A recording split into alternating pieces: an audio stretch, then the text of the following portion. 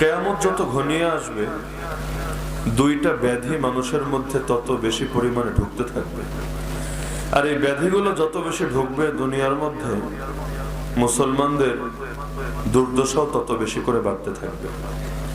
আল্লাহ রাসূল সাল্লাল্লাহু আলাইহি ওয়াসাল্লাম বলেছেন,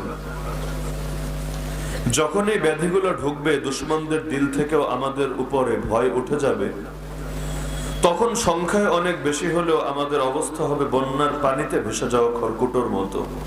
কাফের মুশরিকদের মোকাবেলা করা তো দূরের কথা, তাদের সামনে কোমর সোজা করে দাঁড়ানোর মতো অবস্থায় আমাদের থাকবে না। সংখ্যায় তো হবে অনেক বেশি, কিন্তু ইজ্জতের জিন্দেগি আর থাকবে না। জিল্লতি করতে করতেই জীবন যাবে।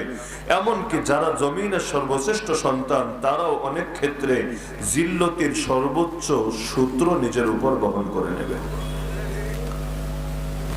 কি সেই দুই ব্যাধি? রাসূলুল্লাহ সাল্লাল্লাহু আলাইহি ওয়াসাল্লামের ভাষায় একটা ব্যাধির নাম হলো হুব্বুদ দুনিয়া, দুনিয়ার প্রেম, দুনিয়ার মোহ, দুনিয়ার আসক্তি। আর দ্বিতীয় ব্যাধির নাম রাসূলের ভাষায় ওয়া কারাহিয়াতুল মাউত, মরতে ভালো লাগে না, মরতে পছন্দ হয় না, আল্লাহর পথে আল্লাহর দেওয়া জানটাই উৎসর্গ করবে, এটার প্রতি ভেতরে কোনো আগ্রহ বোধ কাজ করবে না।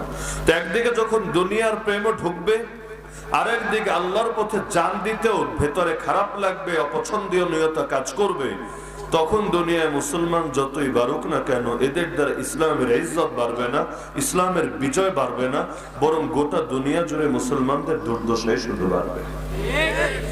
এখন তো দুনিয়া এমন ঢুকেছে, সাধারণ মানুষ তো দূরের কথা, অসাধারণ মানুষরা পর্যন্ত অতি স্বল্প বিনিময়ের দ্বারাই নিজের ঈমানকে বিক্রি করে দিচ্ছে। আল্লাহ রাসূল সাল্লাল্লাহু আলাইহি ওয়াসাল্লাম এতকাল আগেই বলে গিয়েছিলেন, বাদিরু বিল আমালি ফিতানান কাকিতাইল লাইলিল মুজলিম ইউসবিহু আর-রাজুলু ফিহা মুমিনা ওয়া ইউমসি কাফিরা ওয়া ইউমসি মুমিনা ওয়া ইউসবিহু কাফিরা ইয়াবিউ আর-রাজুলু দীনাহু বিআরাজিম মিনাদ দুনিয়া। অন্ধকার রাতের মতো ফিতনা আসার আগেই জলদি তোমরা আমল করে নাও। এমন একটা সময় আসতে যাচ্ছে, মানুষ যখন সকালে থাকবে মুমিন, বিকালে হবে কাফের, বিকালে থাকবে মুমিন, সকালে হবে কাফের। দুনিয়ার সামান্য সামান্য স্বার্থে নিজের দ্বীনদারি, নিজের ঈমানকে বিক্রি করে দিবে। এই হাদিসটা তো ছোটবেলা থেকেই শুনে আসছি, যে দুনিয়ার তুচ্ছ স্বার্থে ঈমানকে বিক্রি করবে। তবে ছোটবেলায় খুব ভালো বুঝতাম না আসলে কিভাবে সম্ভব। আমাকে এসে যদি 1 কোটি টাকার অফার করে যে তুই হিন্দু হয়ে যা, খ্রিস্টান হয়ে যা, বৌদ্ধ হয়ে যা, নাস্তিক হয়ে যা, আরে আমি তো দূরের কথা, গ্রামের একেবারে অশিক্ষিত খেটে খাওয়া মানুষটা পর্যন্ত রাজি হবে না। রাজি তো হবেই না, উল্টে এমন অফার করলে জুতা খুলে জুতা দিয়ে বাইরানো শুরু করে দিবে। শুধু কি তাই নাকি, হিন্দু খ্রিস্টান বৌদ্ধের দাওয়াতি না, কাদিয়ানি যখন তার দাওয়াত নিয়ে আসে, হিজবুত তাওহীদ যখন তার দাওয়াত নিয়ে আসে, আহলে কোরআন যখন তার দাওয়াত নিয়ে আসে, আর একজন খাঁটি মুসলমান যে জানে কাদিয়ানি মুসলমান না, হিজবুত তাওহীদ মুসলমান না, আহলে কোরআন মুসলমান না, স্লোগান যতই ভালো হোক কিন্তু তাদের আদর্শ কাফের মুশরিকদের আদর্শের চাইতে কোনো অংশেই ভালো না, বরঞ্চ আরো বড় ধোঁকাবাজি, আরো বড় প্রতারণা, তখন সাধারণ একজন মানুষ জান দিতে রাজি হবে, ঈমান দিতে তো রাজি হবে না। আল্লাহর পথে আল্লাহর বান্দা জীবন দিতে কেন রাগ করবে? জীবনের মালিক আল্লাহ, মালের মালিক আল্লাহ, তা আল্লাহর জিনিস আল্লাহকে দিতে আমার কেন অন্তরে দ্বিধা কাজ করবে? সেই সাহাবীর ঘটনা কেই বা না জানে। খ্রিস্টান বাদশার কাছে গ্রেফতার হয়েছে, বাদশা তাকে বিভিন্ন ভাবে লোভ দেখাচ্ছে, তোরে এটা দেব, সেটা দেব, সেনাপতি বানাবো, এই অঞ্চল তোর নামে লিখে দিব, কিন্তু শর্ত হলো তোকে খ্রিস্টান হতে হবে। সেই সাহাবী বলছে, কোনো কিছুর বিনিময়ে আমি দিন ছাড়তে পারবো না। বাদশা যখন দেখলো কোনো লোভে কোনো কাজ হয় না, শুরু করলো নির্যাতন। কিন্তু দেখলো নির্যাতন করেও দমানো যায় না, মারতে মারতে শেষ করে ফেললেও ঈমানের ব্যাপারে কোনো ধরনের কম্প্রোমাইজ করতে রাজি হয় না। শেষে ভাবলো ঠিক আছে, কোনো কিছুতেই যখন কাজ হচ্ছে না, তাহলে সর্বোচ্চ পদক্ষেপটাই নিয়ে ফেলি। এবার সর্বোচ্চ পদক্ষেপ নিল, তার লোকদেরকে আদেশ দিল আগুন জ্বালাও, আগুনের উপরে ডেক চড়াও, ডেগের মধ্যে তেল ঢালো, সেই তেলকে উত্তপ্ত করো, ফুটিয়ে তোলো। যখন এভাবে তেল টকবক করে ফুটতে লাগলো, এবার সেই সাহাবীকেও আনলো, তার সঙ্গে বন্দী হওয়া আর দুইজনকে এনে হাজির করলো। বাদশাহ বলল, লাস্ট শেষবারের মতো সুযোগ দিচ্ছি, এখনো সুযোগ আছে, ঈমান যদি ছাড়ো আগে যে অফার দিয়েছিলাম সেটা পাবা, আর যদি না ছাড়ো, খ্রিস্ট ধর্ম গ্রহণ না করো, সবগুলোকে তেলের মধ্যে ফেলে ফ্রাই করে মেরে ফেলবো। যেই বলা সেই কাজ। ঈমান যখন ছাড়লো না, একজনকে নিয়ে ফেলে দিল। চোখের সামনে একটা জলজন্ত মানুষ পুরে কাবাব হয়ে গেল। আরেকজনকে নিয়ে ফেলে দিল, সেও ফ্রাই হয়ে গেল। চোখের সামনে দুইটা মানুষকে এমন বিভৎস ভয়াবহ মৃত্যুর সম্মুখীন হতে দেখলো। এবার যে মূল টার্গেট সেনাপতি মুসলমানদের, তাকে বলল, দুইজনের পরিণতি যা দেখেছো, তোমার কপালেও এখন তাই আসতে যাচ্ছে। আল্লাহর বান্দাকে পাঠানো হলো করের সামনে। এতক্ষণ পর্যন্ত তো বেচারা কোনো কিছুর সামনে হার মানছিল না, কিন্তু যেই মাত্র তার করের সামনে নেওয়া হলো, অমনি বাদশা লক্ষ্য করলো তার দুই চোখ বেয়ে পানি গড়িয়ে পড়ছে। বাদশা ভাবলো কাজ হয়েছে, এতক্ষণ মায়ের পিঠে হয় নাই, এখন মরণ সামনে দেখে ভয় পেয়ে গেছে, এতে মৃত্যুর ভয়ে কাঁদতে শুরু করেছে। বাদশা বলল, আরে কাঁদিস না রে, যে অফার দিয়েছিলাম এখনো বলবৎ আছে, এখনো যদি খ্রিস্টান হোস, ইসলাম ছাড়িস, আমি আমার কথার বরখেলাফ করব না, তোকে যা কিছুর আশ্বাস দিয়েছি সবই বুঝায় দেব। সেই সাহাবী চিৎকার করে উঠলেন, আর জালেম, তুই কি ভেবেছিস আমি মৃত্যুর ভয়ে কাঁদছি? আরে পাগল, মুসলমান মৃত্যুর ভয়ে কাঁদে না। আমি তো এজন্য কাঁদছি, মাত্র একটা প্রাণ আল্লাহর পথে কোরবান করতে পারছি। আমার গায়ে যেই কয়টা পশম, এই পরিমাণ প্রাণ যদি আমার থাকতো, আর প্রত্যেকটা প্রাণ আল্লাহর দ্বীনের জন্য উৎসর্গ করতে পারতাম, তাহলে না কিয়ামতের দিন কোনো একটা পুঁজি নিয়ে আল্লাহর সামনে দাঁড়াতে পারতাম। মাত্র একটা প্রাণ আল্লাহর পথে কোরবান করছি, আমার তো ভয় লাগছে, আমার তো দুঃখ হচ্ছে। কিয়ামতের দিন কোন পুঁজি নিয়ে আমি আল্লাহর সামনে দাঁড়াবো?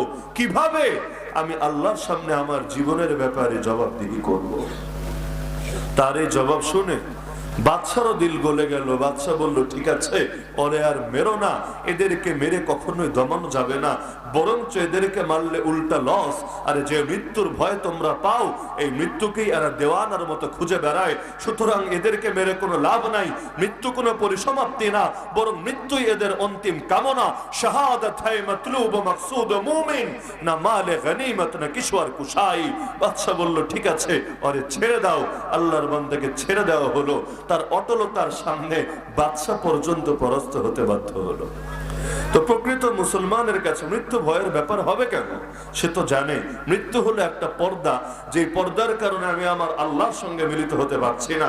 মায়ের কাছে যেতে কারো ভয় লাগে না, মায়ের চাইতে বড় আপন যিনি, তার কাছে যাইতে কেন ভয় লাগবে? যিনি সৃষ্টি করেছেন তিনি যদি আমাকে ডাকেন, আমার অন্তরে কেন এ ব্যাপারে দ্বিধাবোধ কাজ করবে? তো এখন কোন মানুষ এমন আছে তুচ্ছ স্বার্থে নিজের ঈমানকে বিক্রি করবে? কিন্তু এমন একটা জামানায় এসে উপনীত হয়েছে, এখন আর এগুলো বুঝতে কোনো কষ্ট হয় না। এগুলো বুঝতে হুজুরও হওয়া লাগে না, পিএইচডিও করা লাগে না।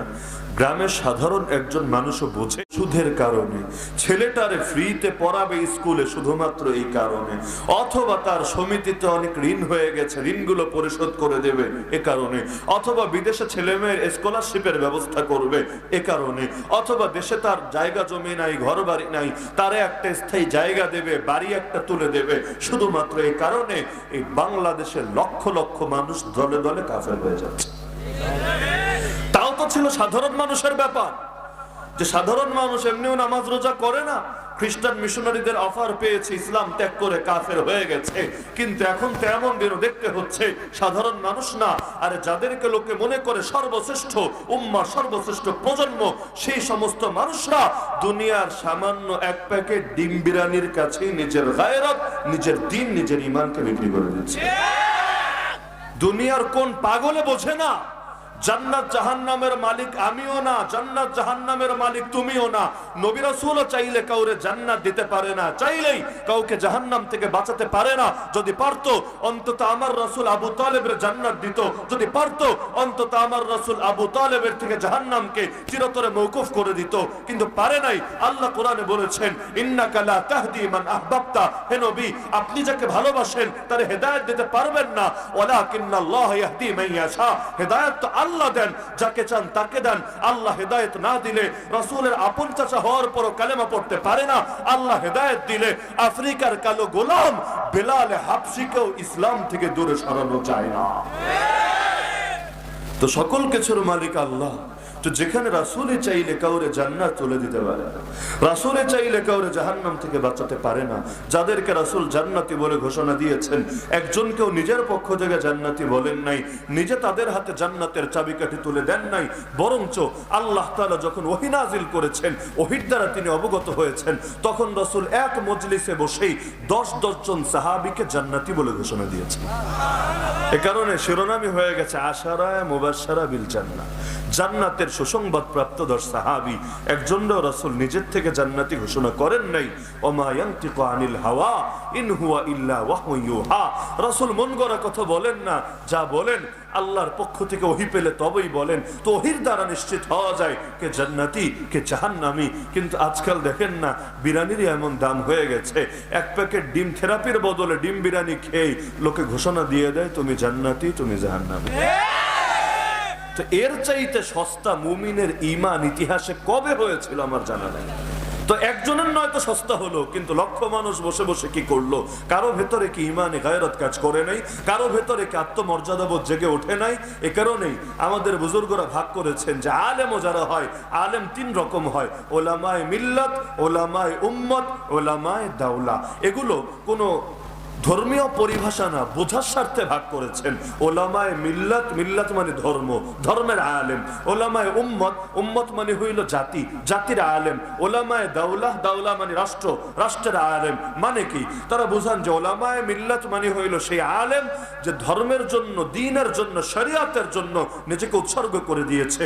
যেখানে দ্বীন আছে সেখানে সে আছে। দ্বীনের কথা বলতে গিয়ে যদি তার জেলে যাওয়া লাগে তবুও দ্বীনের কথাই বলে। দ্বীনের কথা বলতে গিয়ে যদি গলায় ফাঁসির রশি বরণ করা লাগে তবুও দ্বীনের কথাই বলে। দ্বীনের কথা বলতে গিয়ে সমাজের নেতা নেত্রীরা যদি নারাজ হয় তবুও দ্বীনের কথা বলে। দ্বীনের কথা বলার কারণে গোটা দুনিয়ার কুফরি পরশক্তি তার বিরুদ্ধে যদি ময়দানে যুদ্ধ ঘোষণা করে তবুও দ্বীনের কথা বলে। তারা দেখে না দুনিয়ার লোক রাজি হবে নাকি নারাজ হবে, তারা দেখে আমার আল্লাহ রাজি থাকবেন নাকি নারাজ হবেন। দ্বিতীয় হলো ওলামায়ে উম্মত। ওলামায়ে উম্মত মানে যারা জাতি আছে যেদিকে তারাও আছে সেদিকে, জাতি যা শুনতে চায় তারাও তা শোনাতে ভালোবাসে। আগেই বলেছে ধর্মীয় পরিভাষা না, বোঝার স্বার্থে ভাগ। কেউ ওলামায়ে উম্মত বলতে অন্য অর্থ বোঝাতে পারে, যেহেতু এগুলো কোনো নির্দিষ্ট পরিভাষা না, সুতরাং পরিভাষা নিয়ে দ্বন্দ্বেরও কিছু নাই। তো এখন এই ভাগের মধ্যে ওলামায়ে উম্মত মানে জাতি যেদিকে তারাও সেদিকে, তারা স্রোত বুঝে বুঝে কথা বলেন, স্রোত বুঝে বুঝে কাজ করেন।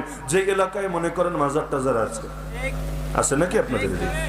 যে এলাকায় মনে করেন মাজার টাজার আছে, তারা কথাও বলেন এমন ভাবে যাতে মাজার পন্থীরাও খুশি থাকে, যাতে করে নিজেদের রুটি রুজি বন্ধ না হয়, হালুয়া রুটির ভাগে কোনো কমতি না আসে। যে এলাকায় মাজার টাজার তো নাই, কিন্তু অন্য কোনো ভার্সন আছে, অন্য কোনো দল আছে যেটাও ইসলামের দৃষ্টিতে ভ্রান্ত, ইসলামের দৃষ্টিতে উদ্ভ্রান্ত, তারপরও তারা তাদের পক্ষেই সাফাই গায়, তাদের পক্ষেই দালালি করে, কারণ এদেরকে খুশি রাখলে তার দুনিয়াটা ভালো চলবে। এরকম কিছু লোক আছে যারা প্রতিটা ক্ষেত্রেই জাতি আছে কোন দিকে, এই জাতির পালস বুঝে বুঝে কথা বলার কাজ করার চেষ্টা করে। এখন আল্লাহ খুশি হলেও ভালো, না খুশি হলেও সমস্যা নাই, কিন্তু জাতিরে যে কোনো মূল্যে খুশি রাখতে হবে। কারণ তাদের ভয় চাকরি হারিয়ে যাবে কিনা, তাদের ভয় পয়সা কমে যাবে কিনা, তাদের ভয় জেলে আবার যাওয়া লাগবে কিনা, তাদের ভয় ফাঁসির রশি আবার গলায় চড়বে কিনা, ইত্যাদি। আর 3 নম্বর হলো ওলামায়ে দাওলা। ওলামায়ে উম্মত বুঝে ফেলেছেন, ওলামায়ে মিল্লাত বুঝেছেন। ওলামায়ে উম্মতের উদাহরণ দিতে চাইলে উদাহরণ ফুরাবে না। বাংলাদেশে যে কয়টা দরবার আছে, প্রত্যেক দরবারের পকেটে কিছু মৌলবী আছে নাকি নাই? যারা জেনে বুঝে শিরিক বেদাতের পক্ষে ফতোয়া দেয় এমন লোক আছে নাকি নাই? কাদিয়ানীদের পক্ষে ফতোয়াবাজি করার মতো হুজুর আছে কিনা? হিজবুত তাওহীদের পক্ষে দালালি করার মতো লোক আছে কিনা? আহলে কোরআনের মিটিং গিয়ে ওদের পক্ষে সাফাই গাওয়ার মতো লোক আছে কিনা? এমনকি সিনেমা হলে গিয়ে মিলাদ শরীফ পড়ার মতো লোক সমাজে আছে কিনা? মিলাদ জায়েজ না জায়েজ মাসআলা বলছি না, কিন্তু সিনেমা হল উদ্বোধন হবে মিলাদ দিয়া, এর চাইতে জঘন্য দৃশ্য দুনিয়াতে কি হতে পারে? বিসমিল্লাহ বলে মদ খেলেই কি মদ হালাল হয়? জিনা করে আলহামদুলিল্লাহ বললেই কি জিনার সব গুনাহ এবং সব পাপ মাফ হয়ে যায়? আরে উপরন্তু এই সমস্ত জায়গায় আল্লাহর নাম নিলে আল্লাহর নামের অপমান হয়, আর আল্লাহর নামের যারা অপমান করে তাদের মুসলমান বলে না, তাদের কাফের বলে। তো এইরকম এক শ্রেণীর ওলামায়ে উম্মত বাংলাদেশে এখন থেকে বহু বছর আগে MLM, multilevel company, multilevel marketing, এগুলো রমরমা বাণিজ্য ছিল। আপনাদের মনে আছে কিনা জানি না। ডেস্টিনিতে জড়িয়ে ছিল এমন লোক তো প্রত্যেক এলাকায় এলাকায় বিপুল পরিমাণে ছিল। অনেক হুজুর মানুষও গিয়ে জড়িয়ে গিয়েছিল অল্প সময়ে বেশি লাভের আশায়। যেই কয়জনটা ঢুকাবেন ওই অনুপাতে ধীরে ধীরে আপনার আনুপাতিক হারে প্রফিট খালি বাড়তেই থাকবে। তারপর এই যে কিছুদিন আগে ইভ্যালিটি ভ্যালি আরো কি আসলো প্ল্যাটফর্ম, লোকে ধুমায়া টাকা ইনভেস্ট করলো। কেন? 5 লাখ টাকার জিনিস 2.5 লাখ টাকায় পাচ্ছি, 1 লাখ টাকার জিনিস 50,000 টাকায় পাচ্ছি। যদিও ফতোয়া ক্লিয়ার এগুলো জায়েজ না, এগুলো না জায়েজ, তারপরও বিপুল পরিমাণ মানুষ এগুলোতে শরিক হয়েছে। কেউ কেউ ফিক ফতোয়ার জ্ঞান রেখে নিজে তো শরিক হয়েছে, অন্যদের জন্য দাওয়াতের মাধ্যম হয়ে গেছে। কিন্তু বাংলায় বলে অতি লোভে, এখন বেশি লোভ করতে গিয়ে আখিরাত তো যা যাওয়ার সেটা যাবেই, দুনিয়ার মধ্যেও তাদেরকে লাঞ্ছিত হতে হয়েছে। তো এখন এই যে ওলামায়ে উম্মত যেদিকে তারা আছে সেদিকে, উম্মত ভালোর দিকে থাকলে তারাও ভালো, উম্মত খারাপের দিকে থাকলে তারাও খারাপ। মাঝে মধ্যে অনেকে আমাদেরকে বলে হুজুর এখন তো হালত ভালো না, পরিবেশ পরিস্থিতি অনুকূল না, এই সময়ে জিহাদের কথা, খেলাফতের কথা, দিন কায়েমের কথা, ইসলামী আইন কানুনের কথা, ইসলামী বিধান সংবিধানের কথা, এগুলো না বললে কি হয় না? হিকমত বুঝে তো কাজ করতে হয়, প্রতিটা জিনিসের ক্ষেত্রে হিকমত অনুসরণ করতে হয়। আল্লাহ নিজেই তো কোরআনে হিকমতের কথা বলেছেন, উদউ ইলা সাবিলি রাব্বিকা বিল হিকমাতি ওয়াল মাউইযাতিল হাসানা। সুতরাং পরিস্থিতি ঠিক হলে এগুলো বহুত বলা যাবে। এখন শুধু শুধু জুয়ান মানুষ নিজের ঝুঁকির মুখে ফেলার কি আছে? কি শোনেন নাই জীবনে এই সমস্ত কথা? স্পষ্ট বলে, বহুত ভাবে বলে। তা আমরা স্পষ্ট জবাব দিই, দেখেন পরিস্থিতি যদি সব ঠিকই হয়ে যায় কথা বলার আর কি দরকার আছে? জিহাদের দরকার কখন? যখন পৃথিবীতে অন্যায় আছে, ফিতনা আছে, বাতিল আছে, তাগুতি অপশক্তি আছে, সব যদি পক্ষেই চলে আসে, দিন যদি সব ঠিকঠাক মতোই থাকে, তখন কথা বললেই কি, কথা না বললেই কি, না বললেও তো সব ঠিকই আছে। তো যখন ঠিক নাই তখন কথা বলার গুরুত্ব না বেশি? আল্লাহর রাসূল মক্কার যুগে তো এইরকম যদি হিকমত অবলম্বন করতেন, রাসূলের পথে কেউ কাঁটা বিছাত না, রাসূলের গায়ে কেউ হাত তুলতো না। আরে আল্লাহর রাসূলকে এত কষ্ট করতে হতো না, দেশ ত্যাগ করতেও তিনি বাধ্য হতেন না। খালি খেয়াল করতেন কোন ভাবে কথা বললে আবু জাহাল খুশি, কোন ভাবে কথা বললে আবু লাহাব বেজান না, কোন ভাবে কথা বললে দারুন নাদওয়ায় তার বিরুদ্ধে আইন পাস হবে না, কোন ভাবে কথা বললে তার ঘর জালিমরা ঘেরাও করবে না। আল্লাহর রাসূলের ব্যাপারে কি ধারণা, এই রকম কথা বলতে তিনি জানতেন না? তার এতটুকু জ্ঞান ছিল না? ছিল, সবই ছিল। তারপরও কেন বলেন নাই? কারণ আল্লাহকে নারাজ করতে গিয়ে বান্দা নারাজ হলে সে বান্দার নারাজিরে থোড়াই কেয়ার করবে, এমন শান আল্লাহর রাসূলের ছিল যে তিনি বান্দার শান, বান্দার সন্তুষ্টির পরোয়া কখনো করেন নাই। অপশন তো দুইটাই, আল্লাহরে খুশি করতে গেলে বান্দা বেজার, বান্দারে খুশি করতে গেলে আল্লাহ বেজার। একসঙ্গে দুই বিপরীত শক্তিকে খুশি করা তো কখনোই সম্ভব না। নয়তো দুনিয়ার অধিকাংশ মানুষ এই জামানায় আল্লাহর উপরে তো খুশি না। দুনিয়ায় মুসলমান বেশি না কাফের বেশি? কে মুসলমান বেশি? মুসলমান কত? 200 কোটিও নাই। আর দুনিয়ার মোট মানুষ কত? 800 কোটি প্লাস। তাহলে কই 800 কোটি আর কই 200 কোটিও না। তাহলে দুইটার মধ্যে ব্যবধানটা মাপেন। 600 কোটির চাইতে বেশি আছে যারা আল্লাহরে মানে না, আল্লাহকে রব বলে স্বীকার করে না। তাহলে আল্লাহর পক্ষের লোক বেশি না বিপক্ষের লোক বেশি? আবার যারা মুসলমান তাদের মধ্যে দিন মাননেওয়ালা, নামাজ আদায়কারী লোক বেশি নাকি দিন না মাননেওয়ালা লোক বেশি?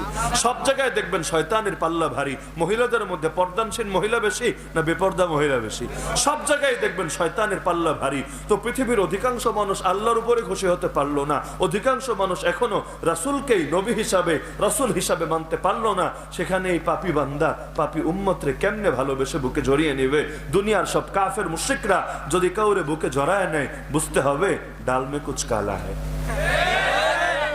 তো এখন যেটা বলছিলাম যে ওলামায়ে উম্মতের ব্যাধি এখানে, উম্মত আছে যেদিকে তারা আছে সেদিকে। যদি এমন হয় সব পরিবেশ ঠিক আছে, তখন তারাও সব ঠিকঠাক কথাই বলে, কিন্তু যেখানে ঝুঁকি আছে সেখান থেকে 10 হাত দূরে দূরে থাকে। আর ওলামায়ে দাওলা মানি রাষ্ট্রের আলেম। প্রতিটা রাষ্ট্র কিছু হুজুর পালে। ফেরাউন পালে নাই? ফেরাউনের জামানা, এক এক জামানে এক এক এলেমের মার্কেট ভালো থাকে। ফেরাউনের জামানার এলেম ছিল জাদুবিদ্যা। সেই সময় যে যত বড় জাদুবিদ্যায় পণ্ডিত হতো তার তত বেশি দাম ছিল। না হলে আপনি চিন্তা করেন, নবীর সঙ্গে ডিবেট করাতে বড় বিতার্কিক না এনে, বড় সাহিত্যিক না এনে, বড় কবি না এনে, বড় যুক্তিবিদকে না এনে জাদুঘরদেরকে ধরে ধরে কেন আনলো? কারণ এক এক জামানে এক এক জিনিসের মার্কেট ভালো থাকে। বর্তমানে যেমন বিজ্ঞানের মার্কেট ভালো, ফিলোসফির মার্কেট ভালো। বিজ্ঞানের নাম দিয়ে সব কুফর গিলানো যায়, বিজ্ঞানের নাম দিয়ে সব শিরক গিলানো যায়। এই যে আপনাদেরকে শেখায়, আপনাদের বাচ্চা কাচ্চারা শেখায় যে তোমাদের আদিপিতা আব্বা আদম না, তোমাদের আদিপিতা হইল মহামান্য বান্দর। শেখায় না?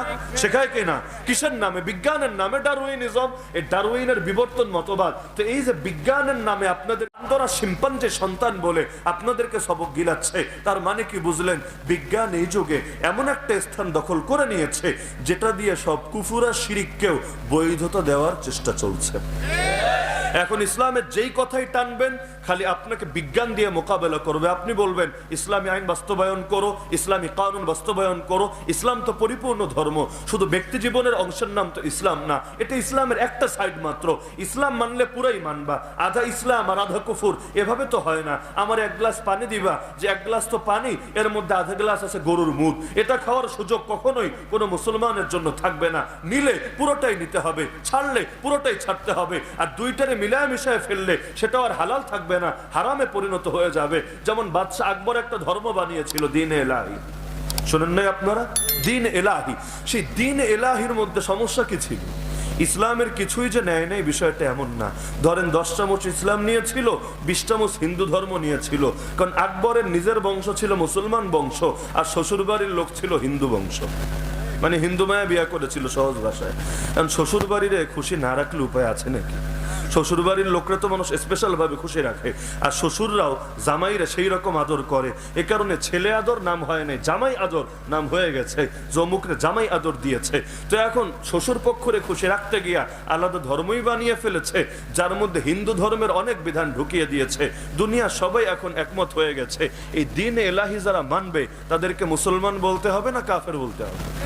ইসলামের সঙ্গে কুফুর মিশানোর কোনো সুযোগ নেই। যে 100টা সেজদা আল্লাহরে দিস, একটা সেজদা মূর্তিরে দে, এইরকম যদি কারো আদর্শ হয় তাকে মুসলমান বলার কোনো সুযোগই থাকবে না।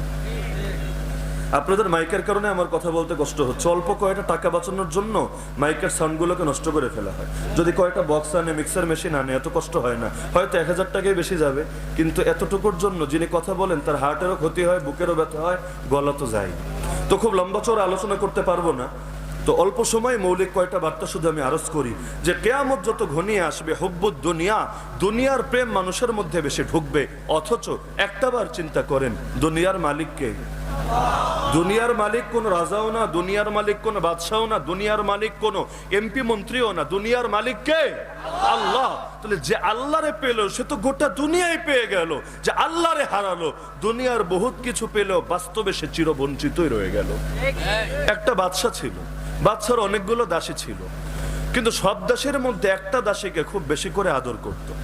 কিন্তু অন্য দাসীরা এটা নিয়ে অনেক সমালোচনা করত, দেখো আমাদের রূপলাবণ্য বেশি, আমাদের আকর্ষণ বেশি, যৌবন বেশি, কিন্তু এত সব দাসী থাকতে একটা দাসীরই বাদশা কেন এত আদর করে, এত সোহাগ করে, এত ভালোবাসে?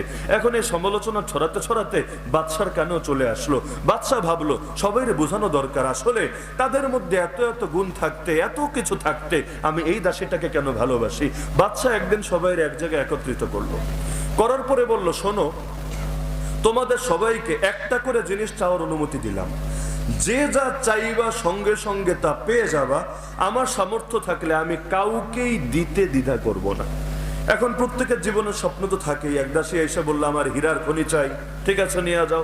এক দাসী বললো আমার এতগুলো স্বর্ণ চাই, ঠিক আছে নিয়ে যাও। এক দাসী এসে বললো আমার একটা প্রাসাদ চাই, ঠিক আছে নিয়ে যাও। দিতে দিতে দিতে সবাই রে দিয়ে দিল। এখন লাস্টে সেই দাসীর সিরিয়াল আসলো, যারা নিয়ে লোকে এত সমালোচনা করে যে এই দাসীর মধ্যে কি আছে, চেহারাও তো আমাদের চাইতে বেশি সুন্দর না, বয়সও তো আমাদের চাইতে বেশি কম না, তাহলে বাচ্চা সবাই রে বাদ দিয়া এই মহিলাটারে কেন এত বেশি ভালোবাসে। এখন তার সিরিয়াল যখন আসলো, বাদশা জিজ্ঞেস করলো তুমি কি চাইবা চাও, সবাই তো যা চেয়েছে তাই পেয়েছে, তোমার সিরিয়াল, তুমিও যা চাবা তা পেয়ে যাবা। দাসী বলল বাদশা জাহাপানা, আমি চাইবো তো ঠিক আছে, তবে আমার ভয় করছে। আপনি রাগ করবেন না তো? আপনি যদি গ্যারান্টি দেন আমি যা চাইবো আপনি মাইন্ডে নেবেন না, রাগ করবেন না, তাহলে আমি চাইবো।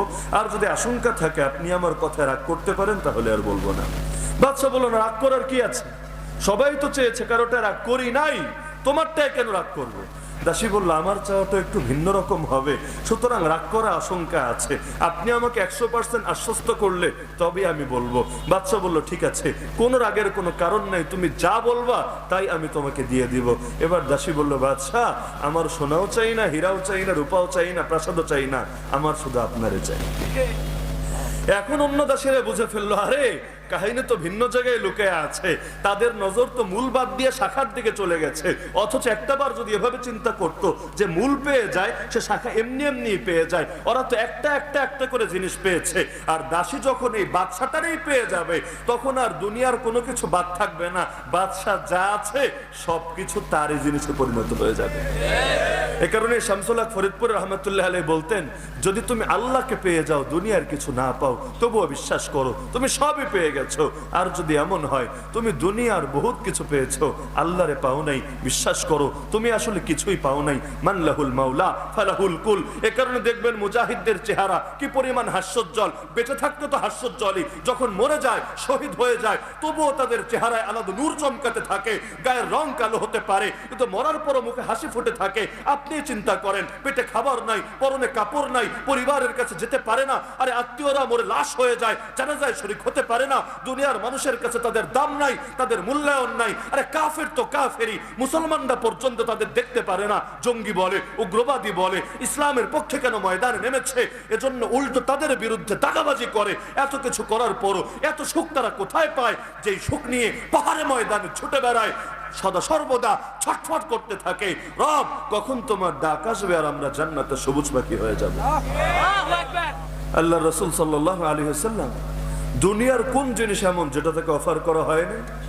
পাহাড়গুলোকে সোনার উপর পাহাড় বানিয়ে দেওয়া হবে, যা চাইবে তা দেওয়া হবে। কিন্তু আল্লাহ রাসূল উল্টো আল্লাহর কাছে এটা চেয়ে নিয়েছেন, আল্লাহ একদিন খেয়ে থাকবো শুকরিয়া আদায় করব, আরেকদিন না খেয়ে থাকবো সবর করব। শুকরিয়ার দ্বারাও তুমি খুশি, সবরের দ্বারাও তুমি খুশি।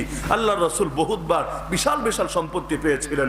আম্মা জান খাদিজা রাদিয়াল্লাহু আনহাকে যখন বিয়ে করলেন এত সম্পত্তি গেল কই? সবই তো রাসূলকে দিয়ে দিলেন, সেই সম্পদ কই হারায় গেল?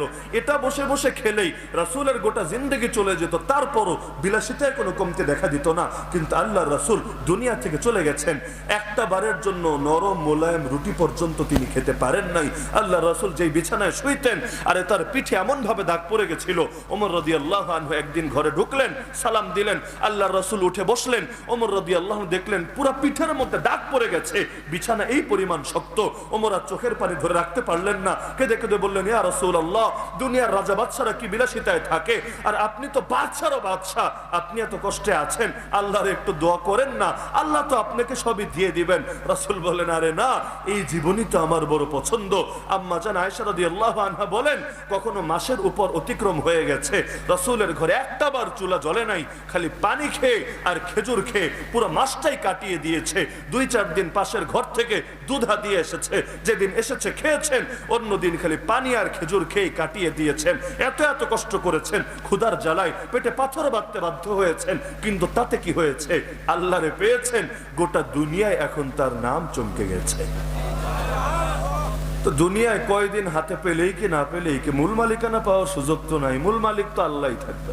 লিল্লাহি ফি ইয়াদি, মালিকানা আল্লাহর হাতে থাকবে আমার। কয়দিন হাতে থাকলেই কি, না থাকলেই কি।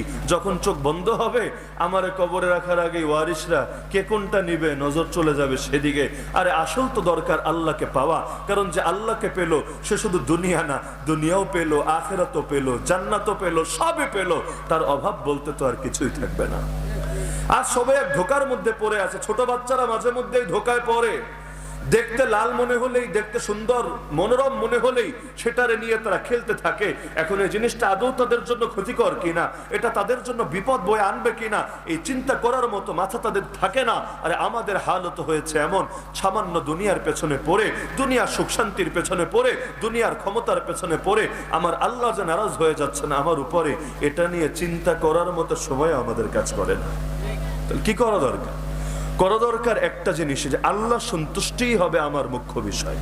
আল্লাহ সন্তুষ্টির জন্য যা করা লাগে আমি তা করব। জীবন তো আল্লাহ দিয়েছেন, এখন আল্লাহ জীবনের যা চাইবেন আমি নির্দ্বিধায় আল্লাহকে সেটা দিয়ে দিব। আল্লাহর পক্ষ থেকে যদি আওয়াজ আসে হাইয়া আলাস সালাহ, আমি মসজিদের দিকে ছুটে আসব। আল্লাহর পক্ষ থেকে যদি আওয়াজ আসে হাইয়া আলাল জিহাদ, আমি সব বাধা বিপত্তি ভুলে ময়দানে জান নিয়ে ঝাঁপিয়ে পড়ব।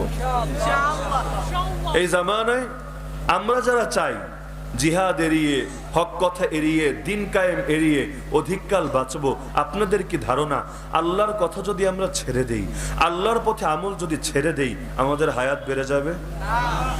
আল্লাহর রাসূলের যুগের মুনাফিকরা বলতো, আরে মুমিনরা যদি আমাদের কথা শুনতো, লাউ আতাউনা মা কুতিলু, আজকে তাদেরকে মরে পড়ে থাকা লাগতো না। ওরা মরেছে কারণ ওরা আমাদের কথা শুনে নাই। আল্লাহ ধিক্কার দিয়ে বলেন, মুনাফিকরা ফাদরাউ আন আনফুসিকুমুল মাউত ইন কুনতুম সাদিকিন, পারলে এখন নিজেদের থেকে মৃত্যুকে ঠেকা দেখি, যে তোদের কথা শুনলে তো মরণ আসে না, আর না শুনলে মরণ আসে, তো ঠিক আছে তোরা পারলে চিরকাল দুনিয়ায় বাঁচ, তখন বোঝা যাবে আল্লাহর পথে চললে হায়াত কমে যায়, আর আল্লাহর পথে না চললে হায়াত বেড়ে যায়।